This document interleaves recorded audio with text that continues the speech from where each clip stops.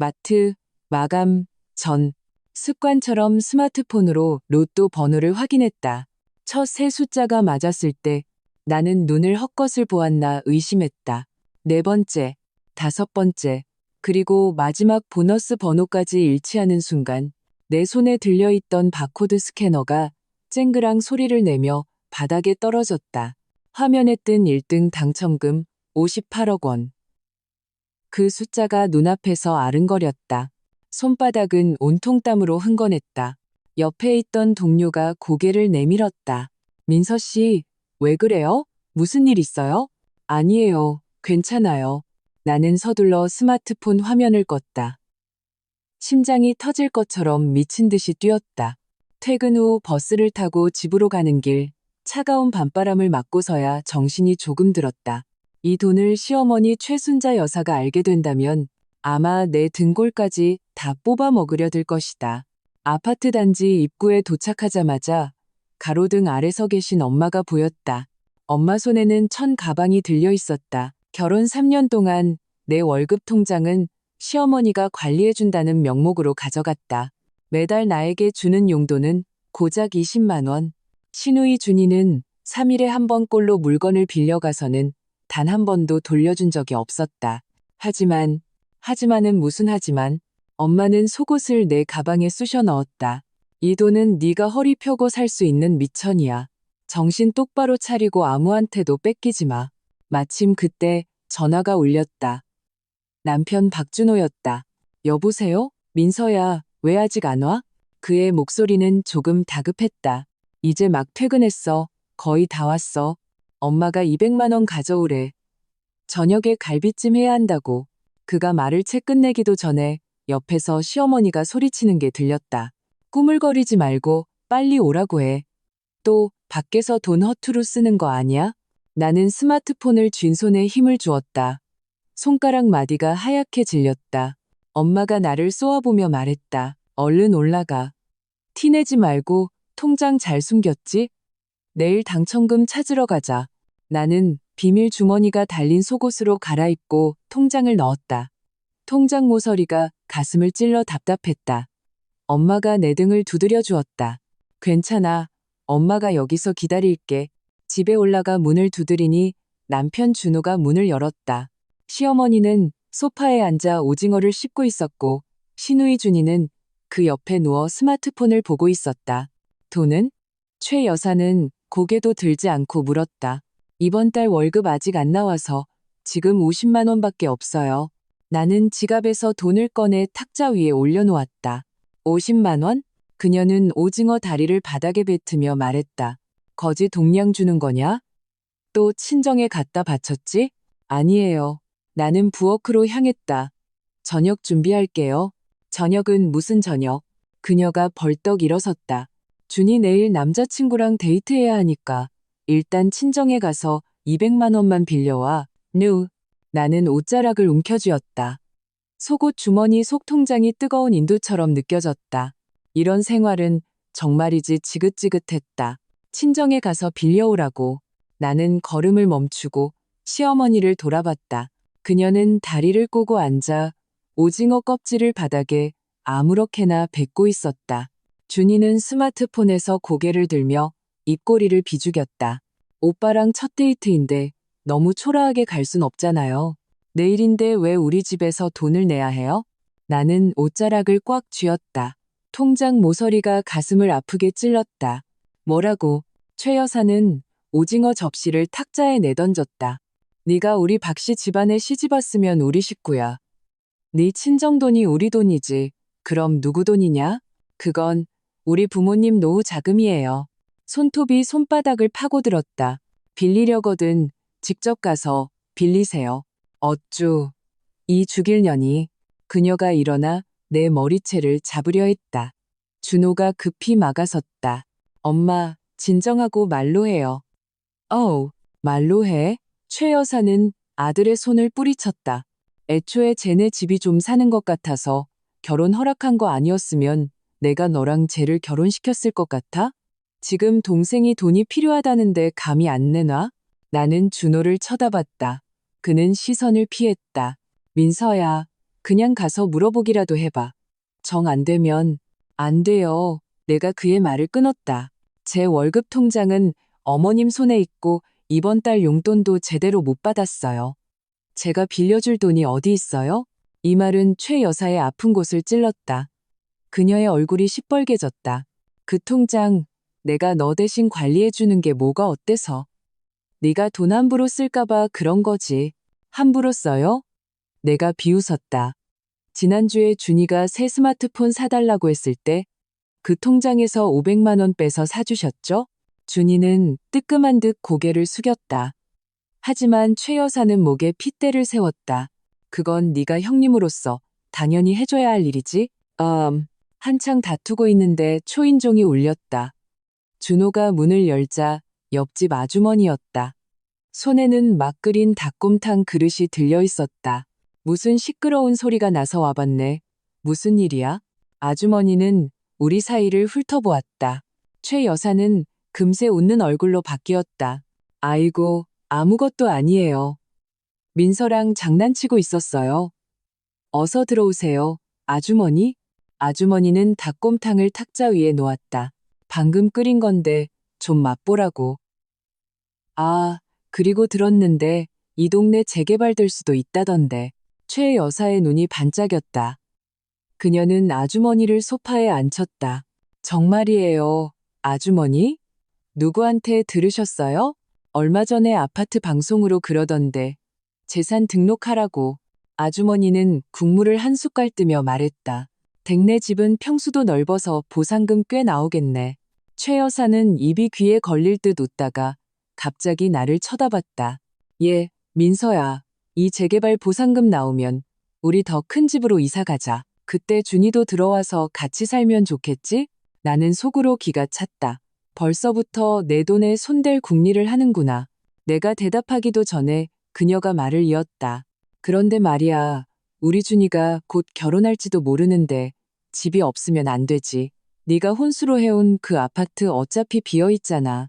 일단 준이 명의로 해주고 나중에 보상금 나오면 엄마가 새 걸로 하나 사줄게. 드디어 올 것이 왔다. 나는 물컵을 들어 한 모금 마셨다. 엄마가 일러준 대로 말했다. 그 아파트는 저희 엄마가 전액 현금으로 사주신 제 명의 재산이에요. 재개발 얘기는 처음 듣고요. 설령 진짜 재개발된다고 해도 제가 결정할 문제가 아니에요. 그게 무슨 소리야? 최 여사의 얼굴이 굳어졌다. 우리 박씨 집안 식구끼리 그렇게 선을 그어야겠어? 원래부터 한 가족 돈이 아니었잖아요. 나는 컵을 내려놓았다. 처음에 예단비 1억 원 주신다고 하셨죠? 결국 3천만 원만 보내셨을 때 저희 엄마 아무 말 안 하셨어요? 그런데 이제 와서 제 아파트를 준이에게 넘기라는 건 말도 안 돼요. 옆에 있던 아주머니가 중재에 나섰다. 아이고, 다 한 가족인데 천천히 얘기해봐요. 얘기할 게 뭐 있어요? 최 여사는 나를 쏘아붙였다. 얘가 그냥 속이 좁아서 우리 집안이 자기 것 탐낼까봐 저러는 거예요. 제가 속이 좁다고요?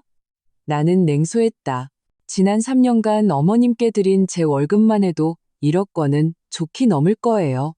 그 돈이면 준이 아파트 계약금은 충분히 내고도 남아요. 그런데 이제 와서 제가 속이 좁다고요? 준호가 옆에서 내 옷소매를 끌며 속삭였다. 그만해. 왜 그만해야 하는데요? 나는 그의 손을 뿌리쳤다. 어머님께 물어보세요. 준이가 쓰는 최신형 스마트폰, 제 돈으로 산 거 아닌지, 제가 입고 있는 저 패딩, 제가 지난달에 사준 거 아닌지. 최 여사는 할 말을 잃었다. 준이가 갑자기 방문을 쾅 닫고 들어가며 소리쳤다. 몰라. 난 무조건 집 해줘. 안 해주면 나 결혼 안 해? 이것 봐, 이것 봐. 최 여사는 나를 가리켰다. 다 너 때문이야. 우리 준이 시집 못 가면 너랑 끝장낼 줄 알아. 나는 그녀가 발악하는 모습을 보며 문득 헛웃음이 나왔다. 속옷 주머니 속 통장 모서리가 더 아프게 느껴졌다. 마치 이 사람들로부터 멀어지라고 경고하는 것 같았다. 아주머니는 더 이상 앉아있기 불편했는지 그릇을 놓고는 나 먼저 가볼게라며 일어섰다. 그녀는 문가에서 나에게 몰래 눈짓을 보냈다. 정면으로 부딪히지 말라는 뜻이었다. 문이 닫히자마자 최 여사는 내 코앞에 손가락질하며 소리쳤다. 너 두고 봐. 재개발 보상금 나오면 너한텐 10원 한 푼 안 줄 거니까. 나는 그녀를 무시하고 부엌으로 들어갔다. 냄비 속 물이 끓고 있었다. 보글보글 끓어오르는 거품이 내 속에서 들끓는 분노 같았다. 문득 거실에서 준호의 목소리가 들렸다. 엄마, 그만해요. 민서 너무 몰아붙이지 마요. 네가 뭘 안다고 그래. 최 여사가 소리쳤다. 그 아파트는 조만간 준이 것이 될 거야. 보상금 나오면 전현이랑 이혼시키고 몸만 쫓아낼 테니까. 내 손이 떨리면서 국자가 바닥에 떨어졌다. 그랬구나. 그들은 진작부터 나를 빈손으로 쫓아낼 계획이었구나. 거실은 조용해졌다. 나는 바닥에 주저앉아 국자를 주었다. 눈물이 왈칵 쏟아졌다. 서러워서가 아니었다. 내가 바보 같아서였다. 3년 동안 바보처럼 살았다. 이제는 깨어날 때가 되었다. 나는 눈물을 닦고 일어섰다. 끓는 물을 싱크대에 쏟아버렸다. 주머니 속 통장이 온기를 띠는 것 같았다. 가슴이 뜨겁게 타오르면서도 한편으로는 용기가 솟아났다. 나를 빈손으로 쫓아내겠다고? 꿈도 꾸지 마. 그때 준호가 부엌으로 들어왔다. 손에 사과 하나를 들고 있었다. 화 풀어. 엄마 원래 저러시는 거 알잖아. No. 나는 사과를 받지 않고 그를 쳐다봤다. 만약 정말 재개발되면 당신도 내 혼수 아파트를 준이에게 줘야 한다고 생각해요? 그는 시선을 피하며 한참 동안 말을 못했다. 마지막에 겨우 내뱉은 말은 다 같은 가족인데 너무 계산적으로 굴찜하였다. 나는 웃었다. 더 이상 묻지 않았다. 싱크대에서 채소를 꺼내 썰기 시작했다. 칼이 도마에 부딪히는 소리가 쿵, 쿵, 쿵 울렸다. 마치 나 자신에게 힘을 실어주는 것 같았다. 최순자, 박준희. 그리고 이 분별 없는 박준호까지. 당신들, 두고 봐.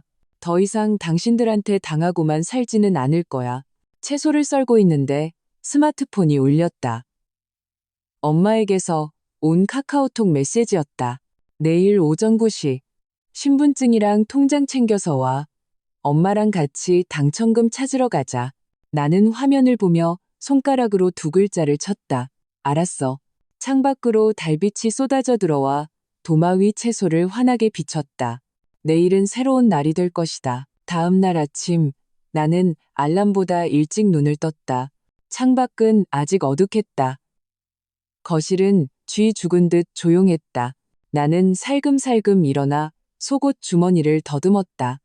통장은 그대로 있었다. 모서리가 가슴을 찔러 조금 저렸다. 옷을 갈아입는데 준호가 몸을 뒤척이며 잠결에 물었다. 왜 이렇게 일찍 일어났어? 오늘 마트 재고 조사하는 날이라 일찍 가야 해. 나는 셔츠 단추를 잠그며 통장을 더 깊숙이 숨겼다. 그는 하더니 다시 잠이 들었다. 그의 뒷모습을 보며 마음이 복잡했다. 예전에는 그가 단지 엄마에게 꽉 잡혀 사는 것뿐이고 마음속에는 내가 있다고 생각했다. 하지만 어젯밤 그가 뱉은 다 같은 가족인데 너무 계산적으로 굴지 마라는 말은 가시가 되어 내 심장에 박혔다. 시어머니 방문이 갑자기 열렸다. 그녀는 부스스한 머리로 나와 나를 보자마자 물었다. 준이 돈은 빌렸어? 나는 현관으로 향하며 말했다. 엄마가 여윳돈이 없대요. No. 그럴 줄 알았어. 능력 없는 것. 그녀는 내 뒤를 따라오며 잔소리를 퍼부었다. 애초에 준호가 너 아니면 안 된다고 고집만 안 부렸어도 내가 말이 끝나기도 전에 준이가 방에서 뛰쳐나와 내 코앞에 손가락질하며 소리쳤다. 너 일부러 그러는 거지? 내가 남자친구 만나는 게 그렇게 싫어? 그럴 시간 없어. 나는 신발을 다 신고 문고리를 잡았다. 최 여사가 갑자기 달려와 내 팔을 붙잡았다. 잠깐만. 그녀의 눈이 내 몸을 샅샅이 훑었다. 너 옷차림이 뭔가 이상한데? 뭐 숨긴 거 아니야? 나는 심장이 덜컥 내려앉아 옆으로 피했다. 아무것도 없어요. 없긴 왜 없어. 그녀는 내 가방을 뒤지기 시작했다. 가방 안에는 스마트폰과 어제 남은 50만 원이 전부였다. 그녀는 가방 속 물건을 바닥에 다 쏟아버렸다. 동전이 사방으로 굴러갔다. 그러다 갑자기 내 셔츠 주머니를 빤히 쳐다봤다. 이건 뭐야? 불룩한데. 아무것도 아니에요. 나는 주머니를 막았다. 그 안에는 스마트폰이 있었다. 하지만 그녀의 손은 이미 뻗어나온 상태였다. 실랑이를 벌이다 스마트폰이 바닥에 떨어져 액정에 금이 갔다. 최 여사의 손은 멈추지 않고 셔츠 아래로 내려왔다. 비밀 주머니에 거의 닿을 뻔한 순간 준호가 갑자기 소리쳤다. 엄마, 뭐 하는 거예요? 그는 어느새 깨서 침실 문 앞에 서 있었다. 얼굴이 굳어 있었다. 얘가 비자금 숨겼나 보는 거다. 최 여사는 손을 떼며 당당하게 말했다. 준이가 돈이 필요한데 형님이라는 애가 모른 척할 수 있어? 제 돈은 다 어머님께 있는데 무슨 비자금이에요? 나는 바닥에 떨어진 물건들을 주었다. 목소리가 떨렸다. 무서워서가 아니라 화가 나서였다. 마침 옆집 아주머니가 쓰레기를 버리러 나오다가 이 광경을 보고는 눈살을 찌푸렸다. 아이고 최 여사. 아침부터 이게 무슨 일이야? 아주머니, 이것 좀 보세요. 최 여사는 나를 가리켰다. 내가 준이 돈 좀 빌려달라고 했더니 빌려주기는커녕 물건까지 숨기잖아요. 숨긴 거 없어요. 나는 가방을 어깨에 메었다. 저 출근해야 해서. 어딜 가? 서. 최 여사가 다시 막아서려 했지만 준호가 붙잡았다. 계단을 내려가는데 아주머니가 최 여사에게 하는 말이 들렸다. 애들도 다 컸는데 자기들 인생이 있는 거지. 너무 간섭하지 마요. 현관문을 나서며 나는 길게 숨을 내쉬었다. 등이 땀으로 축축했다. 주머니 속 통장은 돌덩이처럼 나를 짓눌렀다. 길가에서 김밥 한 줄을 사서 먹으며 버스 정류장으로 향했다. 스마트폰이 울렸다. 엄마였다. 어디쯤이야? 나루또 판매점 앞에서 기다리고 있어. 거의 다 왔어. 2 정거장 남았어? 나는 주위를 살피며 목소리를 낮췄다. 방금 최 여사한테 들킬 뻔했어. 그 늙은 여우 정말 징하네. 엄마가 한숨을 쉬었다. 조심해. 당첨금 찾으면 바로 은행에 넣어. 절대 들키지 말고. 뭘? 전화를 끊자 버스가 도착했다. 나는 창가 자리에 앉아 스쳐 지나가는 풍경을 바라봤다. 문득 이 58억 원이 뜨거운 감자처럼 느껴졌다.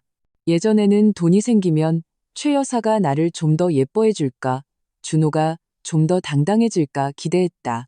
하지만 막상 돈이 생기니 그저 빨리 숨기고 그들로부터 멀리 도망치고 싶다는 생각뿐이었다. 당첨금을 수령하는 농협은행 본점에 도착하니 엄마가 이미 입구에서 기다리고 있었다. 새로 산 듯한 외투의 머리도 단정하게 빗은 모습이었다. 떨리니? 조금. 나는 가방끈을 꽉 쥐었다. 손바닥에 땀이 찼다. 걱정 마. 엄마가 있잖아. 엄마는 내 손을 잡고 안으로 들어갔다. 우리가 정당하게 받은 돈이야. 누구도 뺏어갈 수 없어. 당첨금 수령 과정은 생각보다 순조로웠다. 직원이 정보를 확인하고 사진을 찍고 서명을 받은 후 은행 카드를 건넸다. 당첨금은 입금되었습니다. 확인해 보세요. No. 나는 스마트폰 뱅킹 앱에 찍힌 숫자 0을 몇 번이고 세어보았다. 58억. 그 뒤에 길게 붙은 숫자들이 눈앞에서 아른거렸다. 가자. 다른 은행에 나눠서 예치해야지. 엄마가 나를 이끌었다. 여러 통장에 나눠 넣어야 안전해. 은행에서 나오니 벌써 점심시간이었다. 엄마는 맛있는 걸 사주겠다며 꽤 비싸 보이는 레스토랑으로 나를 이끌었다. 엄마, 그냥 간단히 먹자. 비싼 돈 쓸 필요 없어. 메뉴판의 가격을 보고 마음이 쓰였다. 바보 같은 소리. 엄마가 내 이마를 톡 쳤다. 이제 우리 돈 걱정 안 해도 돼. 먹고 싶을 땐 먹고, 쓰고 싶을 땐 써야지. 그때 스마트폰이 울렸다. 준호였다. 나는 잠시 망설이다 전화를 받았다. 민서야? 어디야? 엄마가 너 오늘 출근 안 했다던데. 그의 목소리는 다급해 보였다. 아, 엄마랑 같이 있어. 볼 일이 좀 있어서. 나는 얼버무렸다. 무슨 일인데? 엄마가 빨리 들어오래. 급한 일이 있다고. 그는 잠시 머뭇거리다 말했다. 아무래도 네가 출근 안 한 걸 알고 화가 많이 나신 것 같아. 나는 심장이 덜컥했다. 최 여사가 의심하기 시작한 걸까? 알았어. 밥 먹고 바로 들어갈게. 전화를 끊고 나니 음식이 제대로 넘어가지 않았다. 신경 쓰지 마. 엄마가 내 접시에 생선을 덜어주었다. 밥 먹고 엄마가 집까지 데려다 줄게. 그 여자가 무슨 수작을 부리는지 내가 한번 봐야겠다. 식사를 마치고 엄마는 나를 아파트 입구까지 데려다 주었다. 그리고 가방에서 작은 상자를 꺼냈다. 이거 엄마가 산 녹음기야. 가방에 넣어둬. 앞으로 그 여자가 또 시비 걸면 전부 녹음해. 증거를 남겨야지. 나는 상자를 받아들었다. 마음이 든든해졌다. 엄마가 있으니 어떤 어려운 일도 두렵지 않았다. 아파트 현관에 들어서자마자 최 여사가 서 있었다. 얼굴이 잿빛이었다. 이제야 기어 들어오네. 그녀는 나에게 달려들었다. 내 엄마랑 뭐하고 온 거야? 비자금 숨기러 갔었지. 아니에요. 나는 계단을 오르며 그녀를 무시했다. 아니긴 뭐가 아니야. 그녀가 나를 붙잡았다. 준호한테 다 들었어. 너 오늘 출근도 안 했다며. 내 엄마랑 무슨 꿍꿍이야. 나는 그녀의 손을 뿌리쳤다. 막 입을 열려는 순간 준이가 위층에서 뛰어내려왔다. 그녀의 손에는 내 가방이 들려 있었다. 아침에 소파에 두고 온 가방이었다. 엄마, 이것 봐. 준이는 무언가를 흔들며 의기양양하게 소리쳤다. 아침에 내가 쓰레기를 버리다가 가방에서 떨어뜨린 백화점 쇼핑 영수증이었다. 오늘 날짜와 내가 산 물건들이 찍혀 있었다. 최 여사는 영수증을 낚아채 보더니 갑자기 웃음을 터뜨렸다. 하, 출근은 안 하고 내 엄마랑 쇼핑하러 갔구나. 뭘 샀어? 내 아들 돈으로 산 거지? 나는 영수증을 보고 심장이 철렁했다. 끝났다. 이제는 빼도 박도 못하게 생겼다. 영수증에는 수입 과일 코너라고 찍혀 있었다. 아침에 엄마가 내 몸보신하라고 사준 것이었다. 최 여사는 눈을 가늘게 뜨고 영수지증을 읽었다. 수입 체리 38만 원. 내 엄마 배짱도 좋네. 그건 저희 엄마가 사주신 거예요. 내가 영수증을 뺏으려 손을 뻗었다. 준이는 옆으로 피하며 일부러 영수증을 높이 쳐들었다. 내 엄마가 샀다고?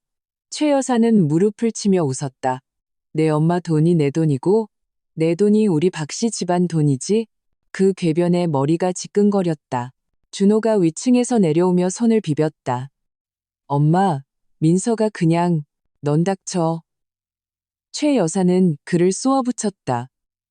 다 네가 오냐오냐 하니까 얘가 우리 머리 꼭대기에서 놀려고 하잖아. 나는 주머니 속 녹음기 버튼을 눌렀다. 차가운 금속 케이스가 손바닥에 닿자 오히려 마음이 차분해졌다.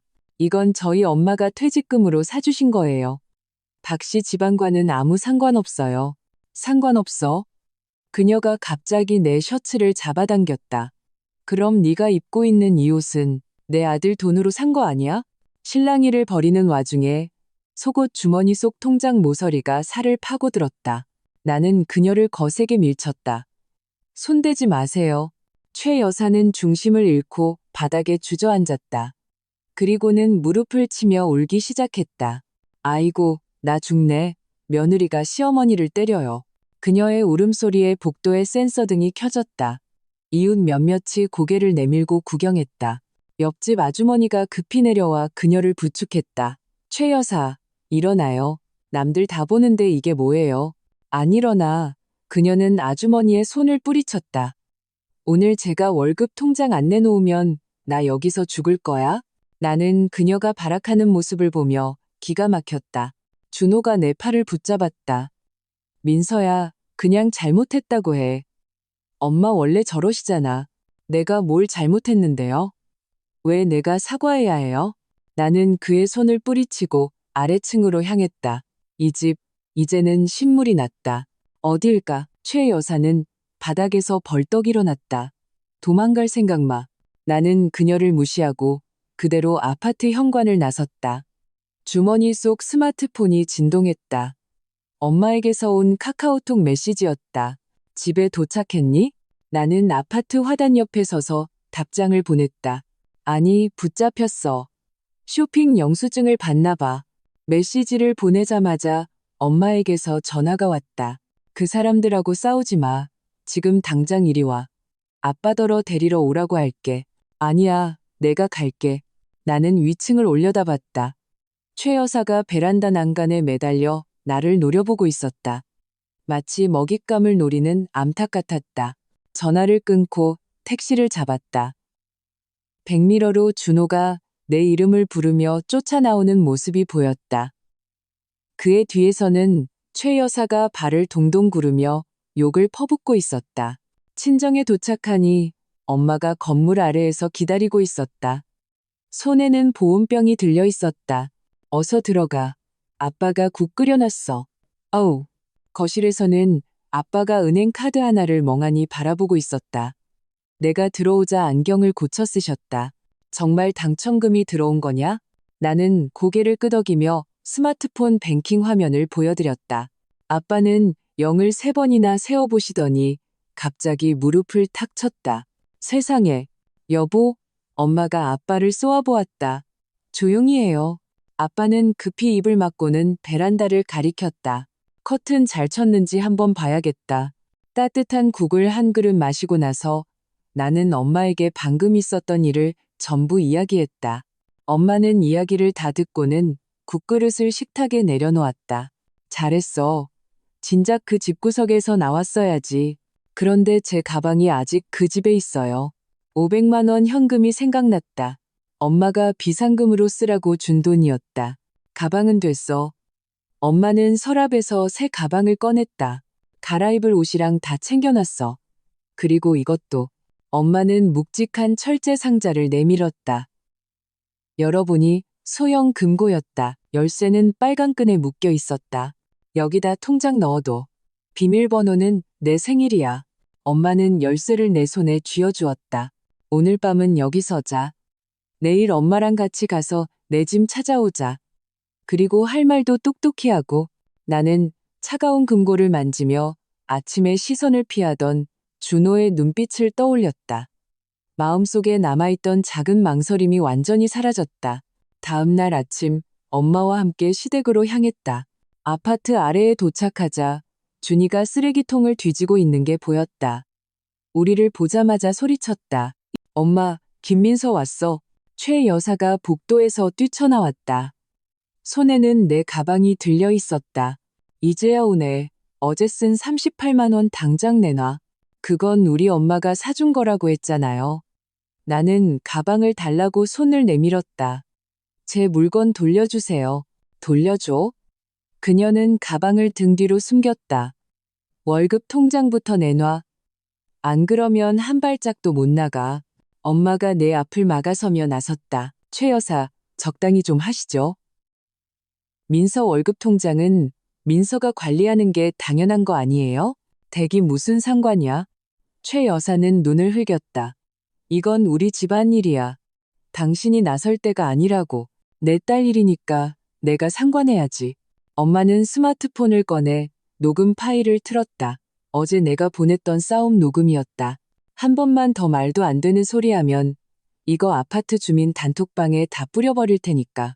최 여사의 얼굴이 하얗게 질렸다. 준호가 급히 중재에 나섰다. 장모님, 화 푸세요. 저희는 그냥 민서랑 장난친 거예요. 장난? 엄마가 비웃었다.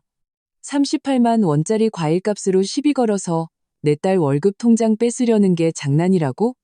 박서방, 이게 자네가 말하는 잘 사는 방식인가? 준호의 얼굴이 시뻘개졌다.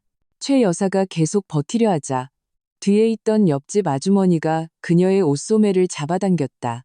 최 여사, 그만해요. 남들 보기 창피하지도 않아요?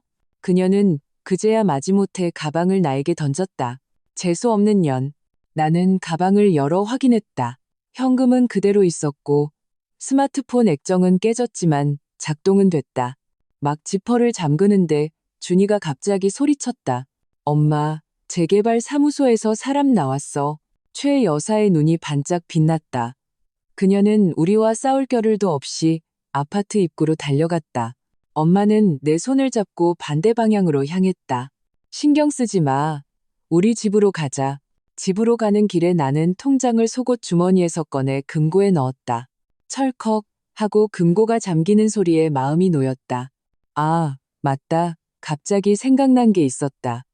준호 씨가 어제 50만 원 보내줬는데 아직 답장 안 했어. 돈을 보냈다고? 엄마가 눈살을 찌푸렸다. 무슨 꿍꿍이 속이지? 그때 준호에게서 카카오톡 메시지가 또 왔다. 민서야, 미안해. 어제는 엄마가 너무 심했어. 저녁에 내가 맛있는 거 사줄게. 우리 얘기 좀 하자. 나는 화면을 보며 마음이 복잡해졌다. 엄마가 옆에서 들여다보더니 말했다. 나가지 마. 최 여사가 너 떠보라고 시킨 게 분명해. 하지만은 무슨. 엄마가 내 스마트폰을 톡 쳤다. 3년 전에 그놈이 너한테 뭐라고 약속했는지 잊었어? 결혼하면 월급 통장 너한테 맡긴다고 했잖아. 결과는 어땠어? 결국 그 엄마 손에 들어갔잖아. 그 말은 내 아픈 곳을 찔렀다. 비밀번호 바꿔. 엄마가 갑자기 말했다. 스마트폰 비밀번호, 결제 비밀번호 전부 다 바꿔. 놈들이 이상한 짓 못하게. 나는 즉시 엄마 말대로 했다. 비밀번호를 바꾸는데 준호에게서 메시지가 또 왔다. 민서야, 아직 화만이 난 거 알아. 그 50만 원은 받아. 맛있는 거 사 먹어. 내가 사과하는 의미야. 나는 그 숫자를 보며 헛웃음이 나왔다. 3년 동안 그 집에 뜯긴 돈이 이 50만 원과는 비교도 안 되는데 저녁에 막 잠자리에 들렸는데 스마트폰이 울렸다. 모르는 번호였다. 받아보니 최 여사의 목소리였다.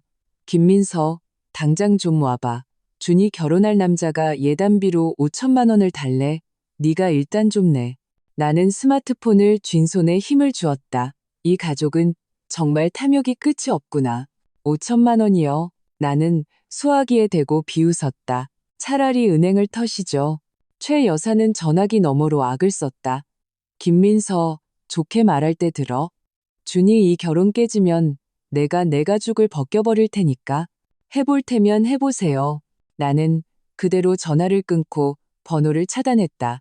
막 스마트폰을 내려놓는데 엄마가 우유를 들고 들어왔다. 또 무슨 일이야? 5천만 원 달래요. 저보고 내라고. 나는 유리잔을 쥔 손가락 마디가 하얗게 질렸다. 미친 여자네. 엄마는 우유를 내 앞에 밀어놓았다. 준이 걔는 일도 안 하고 놀고 먹으면서. 결혼은 무슨? 남의 등골 빼서 결혼하겠다는 신보잖아. 말은 그렇게 해도 잠이 오지 않았다. 침대에 누워 뒤척였다. 최 여사가 이대로 가만히 있지 않을 것 같았다. 역시나 새벽 3시에 전화가 또 울렸다. 준호였다. 민서야, 엄마 좀 도와줘. 그의 목소리는 지쳐 있었다. 준이 남자친구가 예단비 못 받으면 헤어지겠다고 했나 봐. 엄마 방금 쓰러지실 뻔했어. 그게 저랑 무슨 상관인데요? 나는 눈을 감았다. 당신들 집안일은 당신들이 알아서 하세요. 하지만 우리 집에 정말 돈이 없어. 그가 한숨을 쉬었다. 재개발 보상금은 아직 안 나왔고 내 월급 통장은 엄마가. 그건 당신들 사정이죠. 내가 그의 말을 끊었다. 3년 전에 당신이 나랑 결혼할 때 예단비 7천만 원 모자랐던 거 저희 엄마가 그냥 넘어가 주셨어요. 그런데 이제 준이가 시집 가는데 왜 제가 돈을 내야 하죠? 준호는 한참 동안 말이 없었다. 마지막에 겨우 쥐어짜낸 말은 민서야, 그냥 내 체면 한번 세워준다고 생각해줘였다. 당신 체면이 5천만 원이나 해요? 나는 웃었다. 준호 씨, 양심의 손을 얹고 말해봐요. 지난 3년 동안 내가 당신 집에서 뭘 보고 살았는지. 전화기 너머는 조용했다. 잠시 후 최 여사의 울음소리가 들렸다. 준호야, 걔한테 무슨 말을 그렇게 길게 해? 당장 돈 가져오라고 해? 안 그러면 나 죽어버릴 거야. 이어서 준이의 비명이 들렸다. 김민서, 이 재수 없는 년. 내가 잘 되는 꼴을 못 보지. 나는 그대로 전화를 끊고 전원을 꺼버렸다. 다음 날 아침 전원을 켜자마자 준호에게서 온 수십 개의 메시지가 쏟아졌다. 전부 돈을 빌려달라는 내용이었다. 마지막 메시지는 새벽 5시에 온 것이었다. 민서야, 네가 힘든 거 알아. 재개발 보상금 나오면 내가 꼭 갚을게. 2배로 갚을게. 나는 메시지를 보며 냉소했다. 재개발 보상금? 그들은 아직 재개발의 제자도 제대로 모를 텐데 메시지를 지우려는데 전화가 울렸다. 옆집 아주머니였다. 민서야, 빨리 좀 와봐. 그녀의 목소리는 다급했다. 최 여사가 아파트 입구에서 울고불고 난리야. 네가 집안 돈 다 훔쳐서 도망갔다고. 그리고 네가 다른 남자 애를 가졌다고 소리치고 있어. 머릿속이 하얘졌다. 나는 가방을 집어들고 밖으로 뛰쳐나갔다. 그 여자가 무슨 헛소리를 하는 거예요? 진정하고 어떻게 대처할지 생각해봐. 아주머니가 한숨을 쉬었다. 동네 사람들 다 구경하고 있어. 말이 아주 험해. 엄마가 소리를 듣고 쫓아나왔다. 무슨 일이야? 나는 아주머니의 말을 전했다. 엄마는 즉시 방으로 들어가 가방을 챙겨 나왔다. 나도 같이 가. 그 여자가 무슨 거짓말을 만들어내는지 내가 똑똑히 봐야겠어. 아파트 입구에 도착하니 정말로 사람들이 한가득 모여 있었다. 최 여사는 화단에 앉아 준이의 다리를 붙잡고 울고 있었고 준이는 옆에서 눈물을 닦고 있었다. 나를 보자마자 준이가 소리쳤다. 여러분, 저 여자 좀 보세요. 저 여자가 김민서예요. 사람들이 양쪽으로 갈라섰다. 수많은 시선이 바늘처럼 나에게 날아와 밝혔다. 김민서, 네가 아직도 얼굴을 들고 다녀? 최 여사가 나에게 달려들려 했지만 엄마가 막아섰다. 최 여사, 말 함부로 하지 마세요. 엄마는 나를 등 뒤로 보호했다. 우리 딸이 돈을 훔쳐 달아났다는 증거 있어요? 다른 남자애를 가졌다는 증거는요? 나는, 최 여사는 할 말을 잃고는 누나를 굴렸다. 제가 캥기는 게 없으면 왜 친정으로 도망가? 왜 사람들을 피해? 제가 왜 피했는지 본인이 제일 잘 알 텐데요? 나는 앞으로 나서며 스마트폰 녹음 파일을 틀었다. 여러분, 들어보세요. 이게 어젯밤 그 여자가 저한테 전화해서 예단비 5천만 원을 내놓으라고 협박한 녹음입니다. 최 여사의 날카롭고 탐욕스러운 목소리가 스피커를 통해 흘러나왔다. 주위 사람들은 경멸의 눈빛을 보냈다. 그리고 이것도요. 나는 은행거래 내역을 찾아 높이 쳐들었다. 이게 지난 3년간 제가 그 집에 생활비로 쓴 돈 내역이에요. 장 본 거, 공과금 낸 거, 준이 물건 사준 거 전부 합해서 5,800만 원이에요. 그런데 이제 와서 저보고 5천만 원을 내놓으라니 여러분 이게 말이 된다고 생각하세요? 사람들이 웅성거리기 시작했다. 누군가 최 여사를 가리키며 욕했다. 어떻게 저런 시어머니가 다 있어? 정말 양심도 없네. 옆집 아주머니도 거들었다. 맞아요. 민서 씨는 평소에 얼마나 알뜰한데요. 월급 통장까지 최 여사가 다 관리하는데 훔쳐갈 돈이 어디 있겠어요? 최 여사의 얼굴이 울그락불그락해지더니 갑자기 바닥에 드러누웠다. 아이고, 나 못 살아. 여러분, 제발 제 사정 좀 들어주세요. 신경 쓰지 마. 엄마는 내 손을 잡고 건물 안으로 향했다. 저런 사람은 상대할 가치가 없어. 현관에 막 들어서는데 준호가 위층에서 뛰어내려왔다. 손에는 은행 카드 한 장이 들려 있었다. 민서야, 여기 300만 원 있어. 일단 이거 가지고 엄마랑 더는 싸우지 마. 필요 없어요. 나는 그를 쳐다봤다. 준호 씨, 우리 이혼해요. 그는 얼어붙었다. 손에 들려있던 카드가 바닥에 떨어졌다. 뭐라고? 이혼하자고요. 나는 또박또박 말했다. 이런 생활, 이제 지긋지긋해요. 어느새 따라온 최 여사가 그 말을 듣고는 벌떡 일어섰다. 이혼? 그래, 하자. 누가 무서워할 줄 알아? 너 빈손으로 쫓겨날 줄 알아.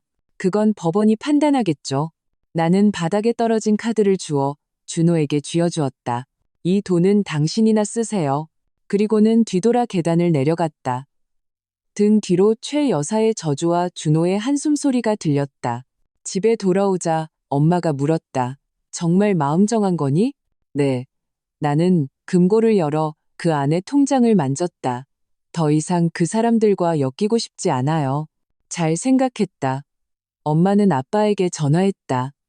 여보, 유 변호사님한테 빨리 연락해요. 우리 민서 이혼 소송할 거라고. 오후에 유 변호사님이 내 이야기를 다 듣고는 안경을 고쳤었다.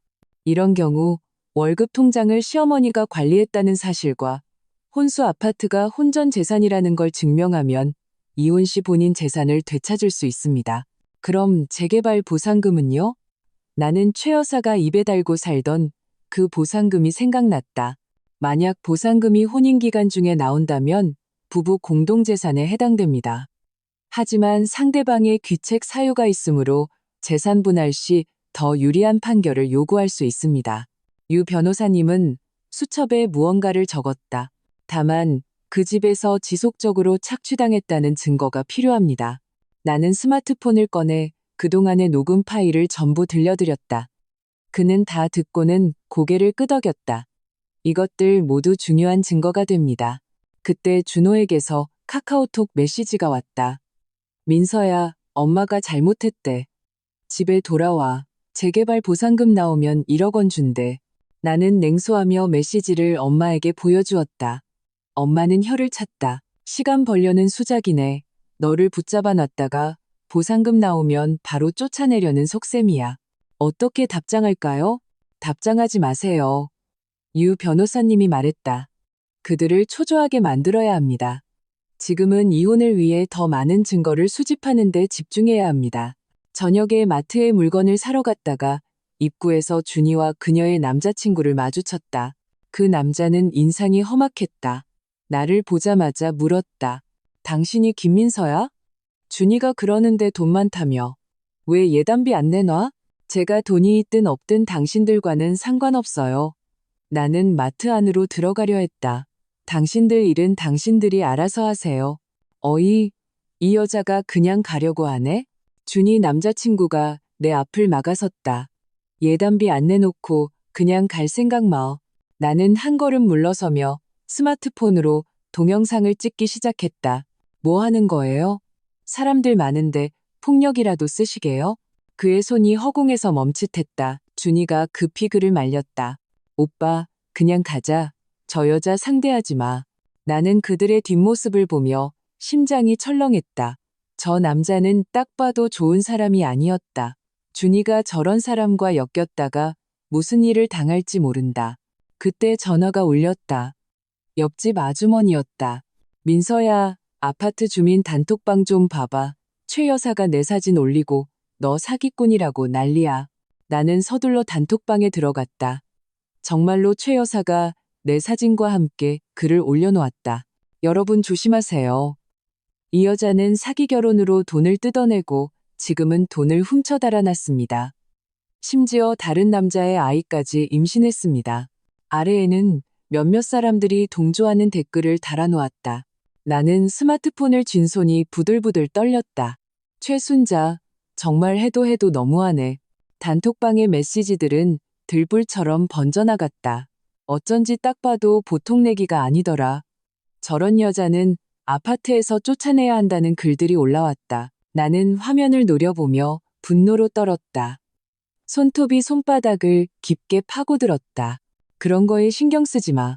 엄마가 내 스마트폰을 빼서 단톡방을 나가버렸다. 미친 사람하고 말 섞으면 너도 미친 사람 되는 거야.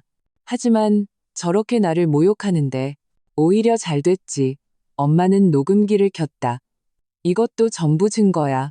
법정에서 저 여자 얼굴에 던져주자. 그때 유 변호사님에게서 메시지가 왔다. 준비하세요. 내일 법원에 이혼소장 접수하러 갑니다. 나는 심호흡을 하고 준호와의 대화창을 열었다. 그는 오후에도 수십 개의 메시지를 보내왔다. 전부 사과와 애원이었다. 마지막 메시지는 이랬다. 민서야, 재개발 보상금 정말 곧 나올 거야. 30억 원이래. 나오면 너한테 절반 줄게. 절반, 15억? 나는 실소가 터져 나왔다. 최 여사 같은 사람이 나에게 15만 원이라도 주면 다행일 것이다. 신경 쓰지 마. 엄마는 껍질을 깐 귤을 내 입에 넣어주었다. 내일 판사님 앞에서 그 집안이 지난 몇 년간 저지른 짓들 하나도 빠짐없이 다 말해버려. 다음 날 아침 나와 유 변호사님이 법원 입구에 막 도착했을 때 계단에 쪼그리고 앉아 담배를 피우는 준호가 보였다. 우리를 보자 그는 급히 담배를 끄고 달려왔다. 민서야, 조금만 더 기다려줘. 재개발 보상금 정말 곧 나온다니까. 준호 씨, 우리 사이에 더 할 말 없어요. 나는 그를 지나쳐 안으로 들어갔다. 민서야, 그가 내 팔을 붙잡았다. 눈가가 붉었다. 내가 잘못했어. 다시 한 번만 기회를 줘. 내가 꼭 엄마랑 분가할게. 우리끼리 잘 살아보자. 이 말을 3년 전에 들었다면 마음이 약해졌을지도 모른다. 하지만 지금은 그저 비웃음만 나올 뿐이었다. 늦었어요. 나는 그의 손을 뿌리쳤다. 법정에서 봐요. 그는 그 자리에 얼어붙은 채 우리가 법원 안으로 들어가는 모습을 멍하니 바라봤다. 어깨가 축 처진 모습이 마치 뼈가 모두 빠져나간 것 같았다. 소장을 접수하고 나오자 유 변호사님이 말했다. 아마 일주일 후에 첫 재판이 열릴 겁니다. 그동안 그들과 정면으로 부딪히지 말고 증거 수집에만 집중하세요. 나는 고개를 끄덕였다. 막 집으로 돌아가려는데 스마트폰이 울렸다. 모르는 번호였다. 받아보니 울음 섞인 준이의 목소리였다. 언니, 오빠 좀 살려줘요. 나랑 무슨 상관인데? 그 사람이 맞았어요. 준이는 전화기 너머로 울부짖었다. 예단비 때문에요. 돈 못 받으면 다리 하나 부러뜨리겠다고. 나는 심장이 덜컥했다. 그 남자 같은 부류라면 분명 다른 곳에서 사고를 치고 나에게 뒤집어 씌우려는 속셈일 것이다. 그건 당신들 사정이지. 나는 그대로 전화를 끊었다. 10분도 안 돼서 최 여사에게 전화가 왔다. 오자마자 욕설을 퍼부었다. 김민서, 이 재수없는 년. 다 너 때문이야. 그 사람 잘못되면 너랑 끝장낼 줄 알아. 다시 한번 말하지만 저랑 상관없어요. 나는 녹음 버튼을 눌렀다. 한 번만 더 전화하면 경찰에 신고할 거예요. 신고? 네가 감히. 그녀가 소리쳤다. 내가 지금 당장 내 친정으로 쳐들어가서 내 부모님도 가만 안 둘 거야. 전화를 끊고 나는 서둘러 엄마에게 전화해서 문단속 잘하고 절대 나가지 말라고 당부했다. 엄마는 뻔뻔한 것들이라고 욕하며 너는 돌아오지 마. 아빠더러 데리러 오라고 할게. 우리 며칠 밖에서 지내자고 했다. 그때 준호에게서 메시지가 왔다. 민서야, 엄마가 정말로 너희 집으로 쳐들어갈 기세야. 어떻게 좀 해봐. 아니면 네가 일단 돈 좀 빌려주면 안 될까? 나 한 번만 도와준다고 생각하고. 나는 메시지를 보며 준호가 불쌍하면서도 한심했다. 그는 아직도 내가 돈만 내면 모든 문제가 해결될 거라고 생각하고 있었다. 돈 없어. 나는 두 글자를 보내고 그를 차단했다. 아빠와 만나 근처 호텔에 방을 잡았다. 아빠는 한숨을 쉬었다. 이게 무슨 일이냐? 멀쩡하게 잘 살다가 이게 뭐야? 랜, 아빠, 걱정 마세요. 나는 금고를 열어 그 안에 통장을 보았다. 이혼만 하면 다 괜찮아질 거예요. 다음 날 아침 엄마에게서 메시지가 왔다. 최 여사가 정말 우리 집에 왔었어. 건물 아래에서 한참 소리 지르다가 이웃들이 말려서 돌아갔어. 옆집 아주머니 말로는 재개발 보상금이 30억 원인데 네가 그걸 다 독차지하려고 이혼하는 거라고 동네방네 떠들고 다닌대. 30억? 정말 대단한 상상력이다. 내가 옆집 아주머니한테 부탁해서 헛소문 바로잡아달라고 했어? 네가 재개발에 대해 전혀 몰랐다고 엄마가 말했다. 아, 그리고 유 변호사님이 그러는데 법원에서 준호한테 소환장 보냈대. 아마 그 집 곧 발칵 뒤집힐 거야. 역시나 오후에 옆집 아주머니에게서 전화가 왔다. 최 여사가 아파트 단지에서 드러누워 뒹굴며 내가 자기네 집 재개발 보상금 30억을 사기쳤다고 난리를 피우고 있다는 것이었다. 심지어 나를 고소하겠다고 소리치고 다닌다고. 그 여자가 감히 나를 고소해? 나는 기가 막혀 웃었다. 그러게 말이야. 아주머니가 한숨을 쉬었다. 준호가 말려도 소용이 없어. 동네 사람들 다 구경하고 난리도 아니야. 전화를 끊자 아빠가 말했다. 우리도 재개발에 대해 좀 알아봐야 하는 거 아니냐? 정말 저 사람들 말이 맞으면 어떡해. 일리 있는 말이었다. 유 변호사님께 부탁해서 알아보니 얼마 지나지 않아 답장이 왔다. 그 지역이 재개발 계획에 포함된 것은 맞지만 구체적인 시기나 보상금 액수는 정해지지 않았다고 했다. 그리고 시댁의 집은 낡고 작은 빌라라서 보상금이 나와도 최대 10억 원을 넘기 힘들 거라고 했다. 그럴 줄 알았어. 다 거짓말이었네. 나는 안도의 한숨을 내쉬었다. 밤에 잠을 자려는데 스마트폰이 울렸다. 모르는 번호였다. 받아보니 험악한 남자의 목소리였다. 김민서 씨? 누구세요? 나는 경계했다. 나는 그 남자 형님이 되는 사람인데 그가 으르렁거렸다. 내 동생이 맞아서 병원비가 꽤 나왔어. 당장 2억 원 준비해. 안 그러면 우리가 가만 안 있을 줄 알아. 협박? 나는 녹음 버튼을 눌렀다. 지금 전화 끊는 게 좋을 거예요. 아니면 경찰에 신고할 테니까. 신고? 해봐. 그가 위협했다. 네가 어느 호텔에 묵고 있는지 다 알아. 지금 당장 찾아갈 수도 있어. 나는 심장이 덜컥 내려앉았다. 전화를 끊고 바로 경찰에 신고했다. 경찰이 금방 와서 정보를 기록하고 순찰을 강화하겠다고 했다. 경찰이 있다는 걸 알면서도 나는 뜬 눈으로 밤을 지새웠다. 날이 밝을 무렵 모르는 번호로 문자가 왔다. 최 여사였다. 김민서, 네가 돈 있는 거 다 알아. 모르는 척하지 마. 30억 보상금 절반 내놔. 그럼 이 일 없던 걸로 해줄게. 아니면 알아서 해. 나는 문자를 보며 문득 깨달았다. 최 여사가 이렇게까지 막 나가는 이유는 내가 만만해 보이고 내가 반박할 증거를 내놓지 못할 거라고 생각하기 때문이었다. 아빠, 우리 집으로 돌아가요. 나는 짐을 쌌다. 피하는 것만이 능사는 아니었다. 마주해야 할 일은 마주해야 했다. 집에 돌아오니 역시나 최 여사가 와 있었다. 준이와 그 남자 형님이라는 사람까지 데리고. 김민서, 이제야 오네? 최 여사가 문 앞을 막아섰다. 당장 돈 내놔. 무슨 돈이요? 나는 차갑게 그녀를 쳐다봤다. 재개발 보상금 30억. 너 혼자 다 먹으려고? 어림도 없지. 누가 30억이라고 하던가요? 나는 스마트폰을 꺼내 유 변호사님이 보내준 재개발 계획 문서를 보여주었다. 최대 10억 원 남짓이고 아직 확정되지도 않았어요. 최 여사의 얼굴이 하얗게 질렸다. 그 남자 형님이 앞으로 나섰다. 쓸데없는 소리 말고 돈이나 내놔. 안 그러면 우리가 직접 받아낼 테니까. 어딜 감히. 아빠가 내 앞을 막아섰다. 이미 경찰에 신고했어. 남자는 잠시 멈칫했다. 최 여사가 급히 그를 말렸다. 진정해, 말로 하자고. 그렇게 대치하고 있는데 준호가 도착했다. 이 광경을 보고 얼굴이 하얘졌다. 엄마, 다들 뭐 하는 거예요? 뭐 하긴, 내 돈 받아주려고 그러지. 최 여사가 그를 밀쳤다. 다 네가 무능해서 여자 하나 제대로 관리 못하니까 이 사달이 난 거 아니야. 준호는 나를 보며 복잡한 눈빛을 보냈다.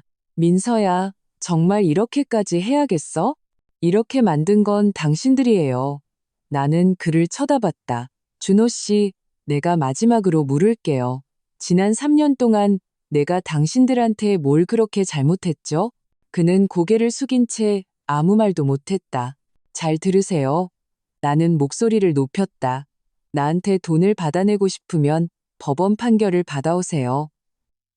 나한테 억울한 누명을 씌울 생각은 꿈도 꾸지 마세요. 말을 마치고 나는 뒤돌아 집으로 들어갔다. 쾅 하고 문을 닫았다. 문 밖에서는 최 여사의 저주와 준호의 한숨 소리가 들렸다. 나는 문에 기댔다. 참았던 눈물이 드디어 터져 나왔다. 서러워서가 아니었다. 지난 3년의 내 희생이 너무나도 허무해서였다. 눈물을 닦고 있는데 스마트폰이 울렸다. 유 변호사님이었다. 다음 주 수요일에 재판이 열립니다. 증거 잘 준비해두세요. 아, 그리고 그 남자, 전과가 있더군요. 예전에 공갈 협박으로 교도소에 다녀온 적이 있습니다. 법원에 신변 보호 요청을 할 수 있습니다. 나는 마음이 놓였다. 전화를 끊고 창밖을 보니 햇살이 눈부셨다. 최순자, 박준희, 그리고 그 남자까지. 당신들의 죗값을 치를 날이 머지않았다. 유 변호사님의 전화를 끊고 나는 서둘러 그 남자의 협박 녹음 파일과 최 여사의 문자 메시지를 모두 변호사님께 보냈다. 이 정도면 충분할까요? 충분하고도 남습니다. 유 변호사님의 답장은 빨랐다. 이미 법원에 신변보호 명령을 신청했습니다. 재판 전까지 그들이 당신을 괴롭히는 일은 없을 겁니다. 마음속에 돌덩이가 내려가는 기분이었다. 아빠는 부엌에서 라면을 끓여주셨다. 뜨끈한 거 먹어. 내일 또 할 일이 많아. 무슨 일이요?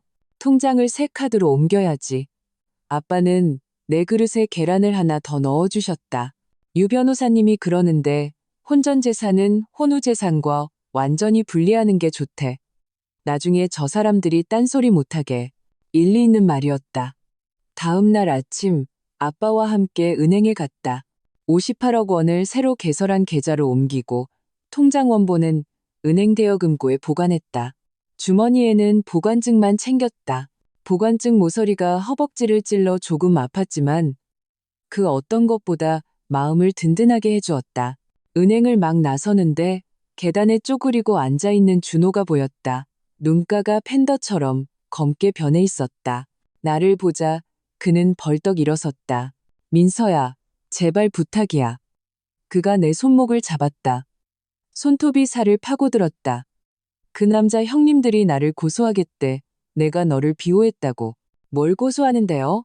나는 그의 손을 뿌리쳤다. 내가 협박범한테 돈을 안 줬다고 고소해요? 하지만 그 사람들이 내가 예전에 돈 빌려달라고 했던 카톡 내용을 가지고 있어. 그의 목소리가 떨렸다. 나를 공범으로 몰고 있어. 이제야 알겠다. 그들은 준호까지 끌어들이려 하고 있었다. 정말 자업자득인 가족이다. 그건 당신 사정이죠. 나는 뒤돌아 가려 했다. 그가 갑자기 무릎을 꿇었다. 민서야, 내가 잘못했어. 정말 잘못했어. 이번 한 번만 도와줘. 내가 앞으로 정말 잘할게. 월급 통장도 너한테 다 주고 내 말이라면 뭐든지 들을게. 주위 사람들이 우리를 쳐다보며 수군거렸다. 나는 눈살을 찌푸렸다. 일어나요. 창피하게 이게 뭐예요? 네가 안 도와주면 안 일어나. 그는 내 다리를 붙잡았다. 아빠는 화가 나서 그를 떼어내려 했지만 내가 말렸다. 나는 스마트폰으로 동영상을 찍기 시작했다. 준호 씨, 지금 뭐 하는 거예요? 나 협박하는 거예요? 그는 잠시 멈칫하더니 손을 놓았다. 얼굴이 눈물 콧물로 범벅이 되었다. 나 정말 방법이 없어. 엄마가 충격으로 입원하셨어. 준이는 매일 울기만 하고. 입원? 나는 심장이 덜컥했다. 동정심 때문이 아니었다. 최 여사가 또 무슨 수작을 부릴까봐 걱정돼서였다. 정말이야. 그는 스마트폰으로 사진을 보여주었다. 최 여사가 병상에 누워 있었다. 얼굴이 창백했다. 의사 선생님이 혈압이 너무 높아서 더 이상 충격받으면 안 된다고 했어. 나는 사진을 보며 헛웃음이 나왔다. 며칠 전만 해도 아파트 단지에서 기운 넘치게 소리 지르던 사람이 이제 와서 입원이라니? 그럼 가서 간호해드려요.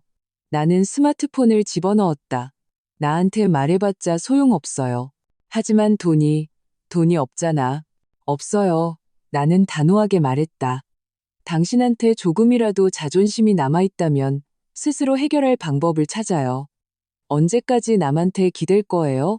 말을 마치고 나는 아빠를 데리고 자리를 떴다.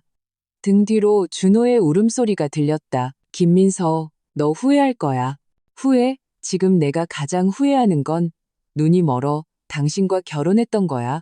집에 돌아오니 엄마가 닭백숙을 끓여놓았다. 준호가 무릎 꿇었던 얘기를 듣고는 찌질한 놈이라고 욕하며 최 여사의 입원은 분명 쇼일 거라고 했다.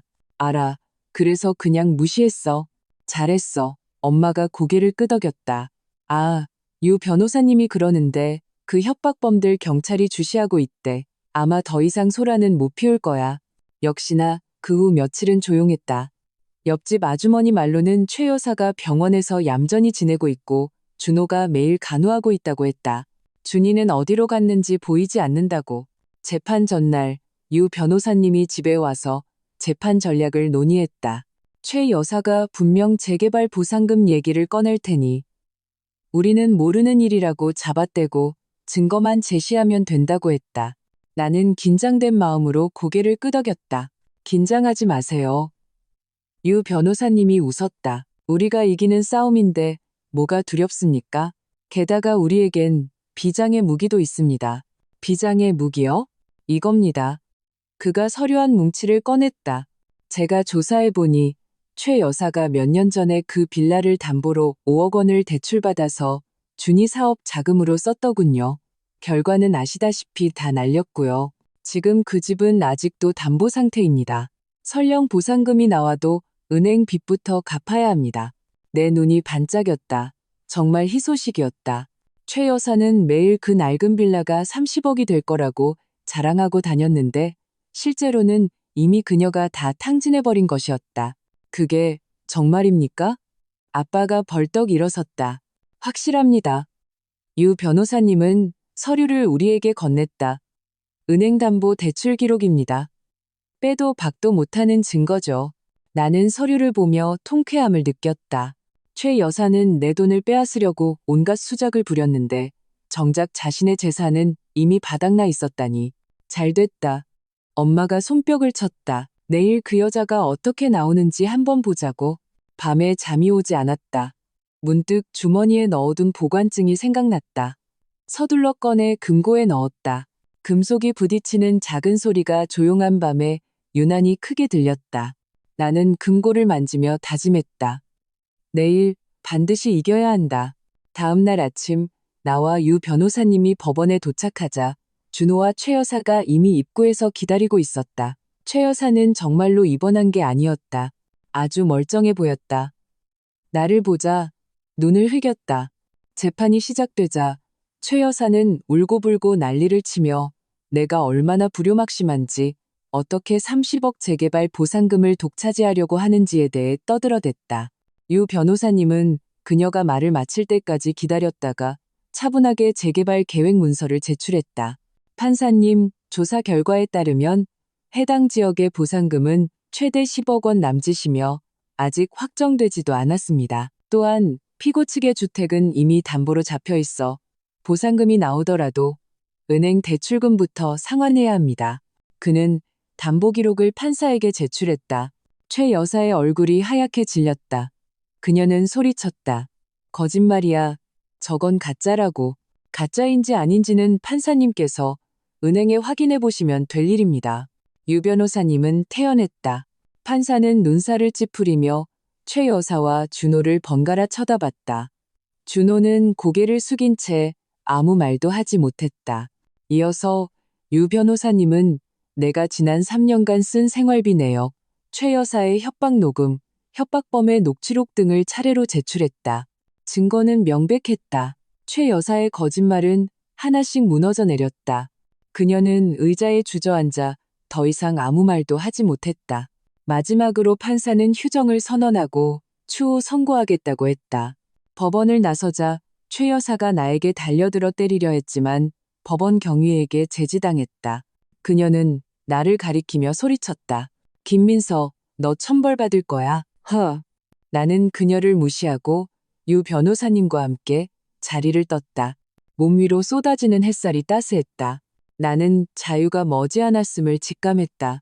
선고 전 며칠은 이상할 정도로 평온했다. 옆집 아주머니 말로는 최 여사가 집에서 조용히 지내고 준호는 넋이 나간 사람처럼 일도 나가지 않는다고 했다. 엄마는 그걸 악인의 말로라고 했다. 나는 크게 신경 쓰지 않고 이혼 후의 삶을 계획했다. 아빠는 마트 일을 그만두고 작은 가게라도 해보라고 하셨고 엄마는 여행이나 다녀오라고 했다. 일단 이혼부터 하고요. 나는 웃으며 말했다. 수요일 오후 유 변호사님에게서 전화가 왔다. 판결이 나왔다고 했다. 이혼은 허가되었고 나는 내 혼수 아파트와 월급 통장을 되찾았다. 그리고 시댁에서는 나에게 지난 3년간의 생활비 명목으로 5천만 원을 보상해야 한다고 했다. 5천만 원, 그들이 줄 수 있을까요? 판사님께서 그들의 재개발 보상금에서 제하라고 하셨습니다. 유 변호사님이 웃었다. 설령 보상금이 부족하더라도 어떻게든 마련해야 할 겁니다. 마음속의 돌덩이가 완전히 내려갔다. 드디어 이 가족으로부터 완전히 벗어날 수 있게 되었다. 저녁에 엄마는 내 자유를 축하하며 진수성찬을 차려주셨다. 아빠는 술을 조금 마시고는 눈시울을 붉히며 그동안 고생 많았다. 딸아라고 하셨다. 고생 안 했어요. 나는 잔을 들었다. 앞으로는 좋은 일만 있을 거예요. 식사를 하고 있는데 스마트폰이 울렸다. 모르는 번호였다. 망설이다 받으니 지친 기색이 역력한 준호의 목소리였다. 민서야, 나야. 판결문 받았어요. 5천만 원은 어떻게든 마련해서 줄게. 마음대로 해요. 나는 아무 감정이 없었다. 민서야, 나랑 얘기 좀 할 수 있을까? 마지막으로 그의 목소리에는 애원이 담겨 있었다. 나는 잠시 생각하다가 승낙했다. 우리는 아파트 근처 카페에서 만났다. 그는 훨씬 더 초췌해 보였다. 미안해. 내가 입을 열기도 전에 그가 먼저 사과했다. 지난 3년 동안 너를 너무 힘들게 했어. 다 지난 일이에요. 나는 커피를 저었다. 더 할 말 없어요. 내가 정말 미안해. 그가 씁쓸하게 웃었다. 내가 너무 무능했어. 엄마 말에만 휘둘려서 너를 지켜주지 못했어. 이제 와서 그런 말 해봤자 소용없어요. 나는 숟가락을 내려놓았다. 다른 할 말 없으면 먼저 일어날게요. 잠깐만. 그가 나를 불렀다. 엄마가 아프셔. 정말로 아프셔. 쇼가 아니야. 의사 선생님이 수술해야 한다고 돈이 많이 든대. 나는 아무 말도 하지 않고 그의 다음 말을 기다렸다. 재개발 보상금이 나왔는데 12억 원밖에 안 돼. 은행 대출금 갚고 나니 남는 게 별로 없어. 그는 손을 비볐다. 내가 너한테 다시 부탁하면 안 되는 거 아는데? 하지만 준호 씨, 내가 그의 말을 끊었다. 우리는 이제 남이에요. 당신 집안일은 나랑 상관없어요. 알아. 그가 급히 말했다. 돈 내달라는 거 아니야. 그냥 알려주고 싶었어. 엄마가 후회하신다고. 예전에 너한테 너무 못되게 굴었다고. 후회? 나는 웃었다. 이제 와서 후회하면 무슨 소용인가. 그는 잠시 침묵하다가 주머니에서 은행카드 한 장을 꺼냈다. 여기 2천만 원 있어. 일단 이거 먼저 받고. 나머지 3천만 원은 최대한 빨리 마련해서 줄게. 나는 카드를 받아들고 고마워요 라고 말한 뒤 일어서려 했다. 민서야. 그가 갑자기 나를 불렀다. 너 앞으로 어떻게 할 거야? 모르겠어요. 아직 생각 안 해봤어요. 나는 창밖을 보았다. 아마 여기를 떠나지 않을까요? 떠난다고? 그가 멍하니 되물었다. 어디로 갈지는 아직 안 정했어요. 나는 웃었다. 세상은 넓으니까요. 한번 둘러보고 싶어요. 그는 더 이상 아무 말도 하지 않고 그저 복잡한 눈빛으로 나를 바라볼 뿐이었다. 카페를 나오며 나는 심호흡을 했다. 공기마저 자유롭게 느껴졌다. 나는 그 카드를 엄마에게 드렸다. 엄마는 네가 가져. 네가 받아야 할 돈이야 라고 하셨다. 나는 고개를 끄덕였지만 마음은 평온했다. 며칠 후 준호는 나머지 3천만 원을 보내왔다. 옆집 아주머니 말로는 최 여사의 수술은 성공적으로 끝났지만 회복이 더디다고 했다. 준호가 밤낮으로 간호하고 준이도 철이 들었는지 일을 구해 돈을 벌기 시작했다고 했다. 그나마 다행이네. 아주머니가 한숨을 쉬었다. 너희 둘 사이만 안타깝게 됐지. 안타까울 거 없어요. 나는 웃었다. 안 맞는 건 안 맞는 거죠. 이혼 후 첫 달, 나는 마트 일을 그만뒀다. 엄마는 마침 아빠와 자신도 퇴직했으니 다 같이 여행이나 가자고 하셨다. 우리는 남쪽으로 가서 바다를 보고 북쪽으로 가서 눈을 보기로 계획했다. 나는 58억 원을 은행에 예치하고 일부 현금만 챙겼다. 출발 전날, 나는 은행 대여금고에 있던 통장 원본을 찾아 자선단체에 기부하기로 했다. 직원이 웃으며 말했다. 정말 대단하시네요. 이렇게 큰 돈을 기부하시다니. 돈이라는 게 있다가도 없는 거죠. 나는 웃었다. 다른 사람을 도울 수 있다면 그걸로 됐어요. 은행을 나오니 햇살이 눈부셨다. 나는 하늘을 올려다보며 마음이 한결 가벼워지는 것을 느꼈다. 이 58억 원은 나에게 사람의 마음을 꿰뚫어 보게 했고 진정한 나 자신을 찾게 해주었다. 미래는 아직 길지만 더 이상 두렵지 않았다. 행복은 남이 주는 것이 아니라 스스로 쟁취하는 것이라는 걸 깨달았기 때문이다. 엄마가 항상 말했듯이 사람은 언제나 스스로를 믿고 의지해야 한다. 특히 당신의 가치를 모르는 사람에게는 더더욱. 나는 드디어 그 이치를 깨달은 것 같았다. 그 후의 이야기. 부모님과 막 바닷가에 도착했을 때 옆집 아주머니에게서 전화가 왔다. 최 여사가 또 난리를 피운다는 것이었다.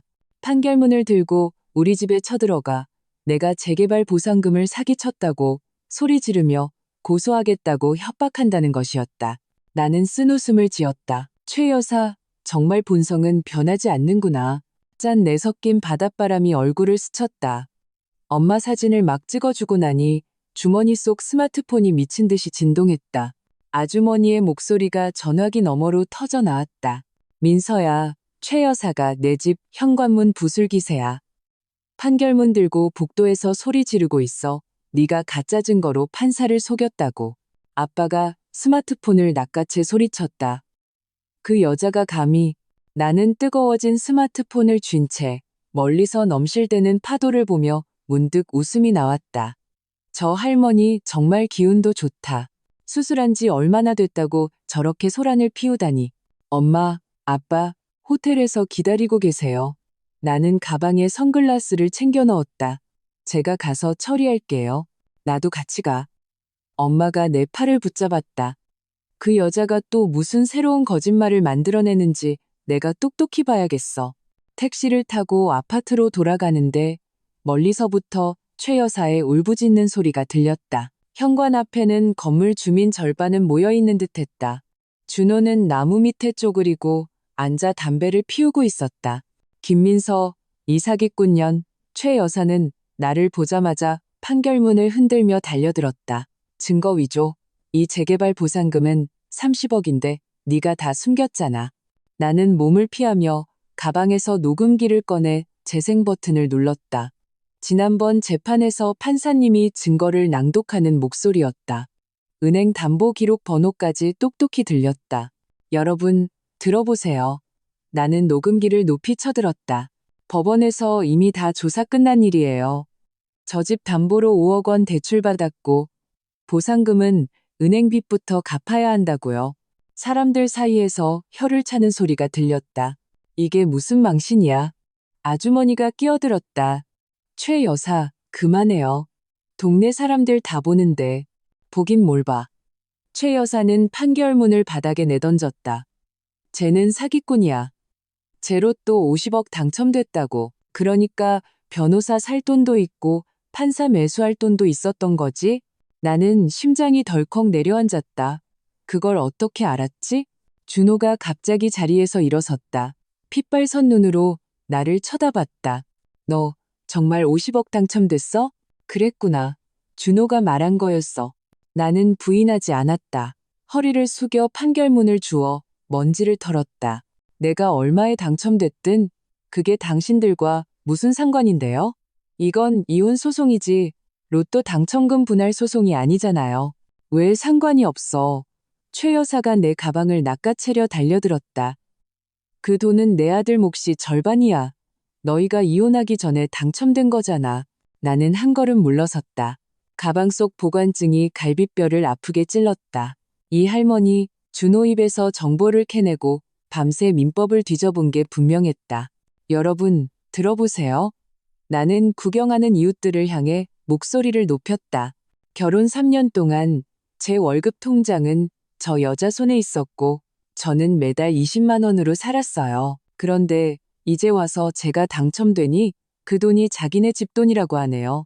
꽃무늬 원피스를 입은 아주머니가 침을 뱉었다. 양심도 없네, 정말.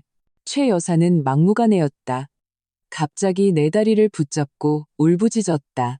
내 30억, 저 독한 년이 다 뺏어갔어. 내가 살아서 뭐해. 준이가 어디선가 나타나 스마트폰으로 나를 찍기 시작했다. 여러분, 보세요.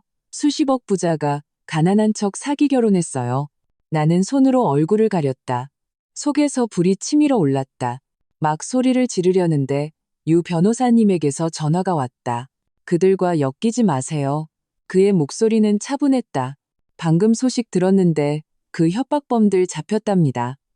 박준희 씨가 공갈에 가담했다고 자백했고요. 경찰이 곧 그쪽으로 갈 겁니다. 전화를 끊고 3분도 안 돼서 경찰차가 사이렌을 울리며 달려왔다. 준이는 놀라서 스마트폰을 떨어뜨렸다. 최 여사의 울음소리도 뚝 그쳤다. 박준희 씨? 경찰이 수갑을 꺼내 보였다. 준호가 달려가 막아섰다. 제 동생이에요. 아무 짓도 안 했어요. 아무 짓도 안 했다고요? 나는 가방에서 준이가 협박범의 메시지를 전달했던 문자 캡처 화면을 꺼냈다. 지난달 15일 그 오빠가 너희 엄마 집 아래에서 기다린다고 저한테 문자 보냈죠. 이게 공범이 아니면 뭔가요? 준이는 바닥에 주저앉았다. 얼굴이 최 여사 수술 전보다 더 하얗게 질려 있었다. 최 여사가 갑자기 눈을 뒤집더니 그대로 쓰러졌다. 엄마, 준호가 달려가 인중을 누르며 허둥댔다. 경찰이 준이를 데려갈 때 그녀가 갑자기 소리쳤다. 엄마가 시켰어요. 김민서가 돈이 많을 거라고 엄마가 그랬어요.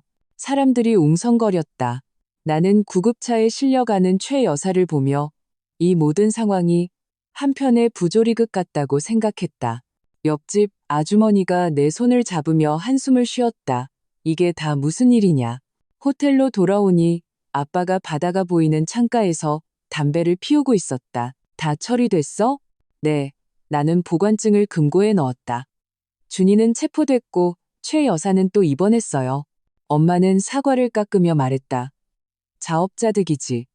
근데 준호는 좀 불쌍하네. 불쌍하다고?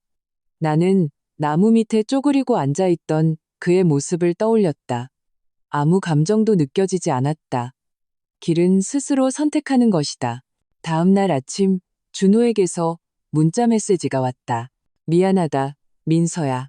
나는 그 문자를 30초간 바라보다가 삭제했다.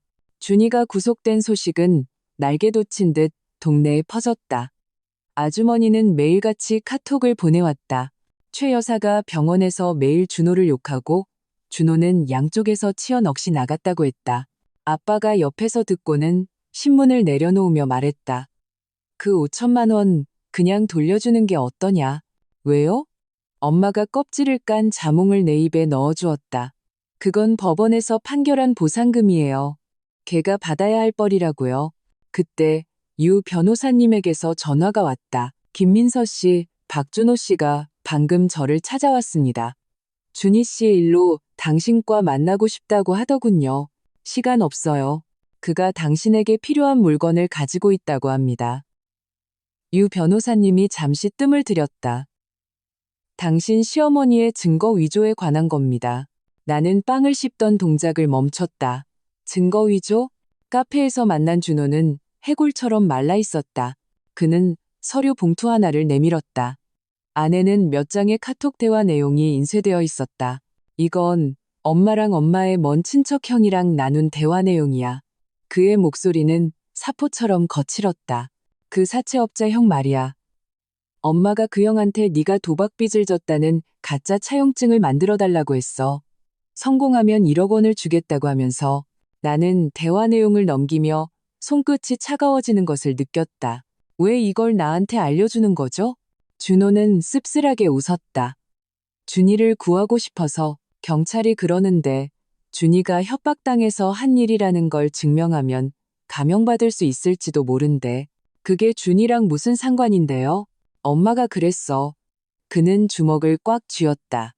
너를 망가뜨리고 네 평판을 바닥으로 떨어뜨리면 법원에서 이혼 소송을 다시 심리할 거고 그때 재개발 보상금을 전부 받아서 준이에게 최고의 변호사를 붙여줄 수 있을 거라고. 나는 창밖으로 떨어지는 낙엽을 보며 이 가족의 비뚤어진 논리에 기가 막혔다. 이 증거는 경찰에 넘길게요. 나는 대화 기록을 챙겼다. 하지만 준이 일은 본인 하기에 달렸어요. 준호가 갑자기 일어나 90도로 허리를 숙였다. 고맙다, 민서야. 고마워할 거 없어요. 나는 차갑게 식은 커피를 마셨다.